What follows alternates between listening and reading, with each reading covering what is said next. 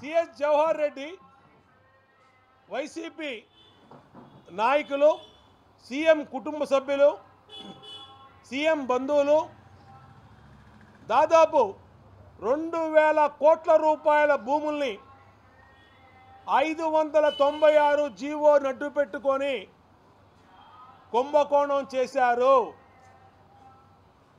ఎన్నికల కోడ్ అమల్లోకి వచ్చినాక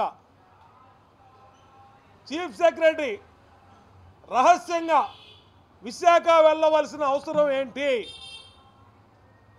వీటన్నిటి మీద ఎంక్వైరీ జరగాలి.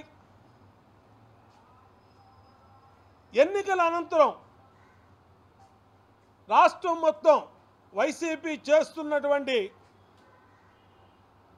రౌడీజానికి అటు పల్నాడులో కానీ, తిరుపతిలో కానీ, తాడిపత్రి రాయలసీమలో కానీ ఏ విధంగా గొడవలు జరిగినాయో మీడియా కోడైకి వస్తూ ఉంటే ఈయన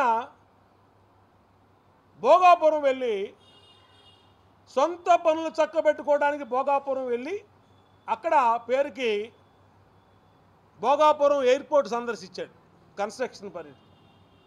ఎటువంటి సందర్భంలో మీరు ఏ పని చేస్తూ ఉన్నారు?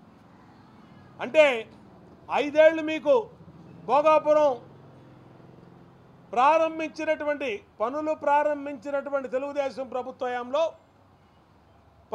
ప్రారంభించినటువంటి శంకుస్థాపన చేసి వర్క్ స్టార్ట్ చేసినట్టు భోగాపురం సందర్శించడానికి మీకు కుదరలా. కానీ చివరి వారం రోజుల్లో 10 రోజుల్లో ఎన్నికల ఫలితాలు వస్తూ ఉన్నాయి,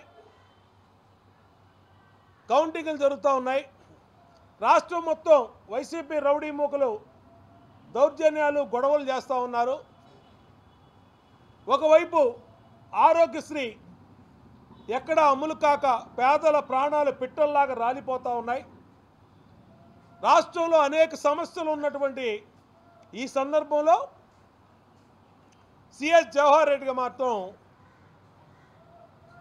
భూముల రిజిస్ట్రేషన్కి వెళ్ళాడు. మేము మొత్తం మీద విజయనగరం జిల్లాలో 2023 అక్టోబర్ నుంచి ఎప్పుడైతే 596 జీవో ఇచ్చారో ఆ జీవోని ఇచ్చిన తేదీ నుంచి ఇప్పటి వరకు రిజిస్ట్రేషన్ అయినటువంటి భూములు మొత్తం మీద సిట్టు విచారణ జరగాలి. వెంటనే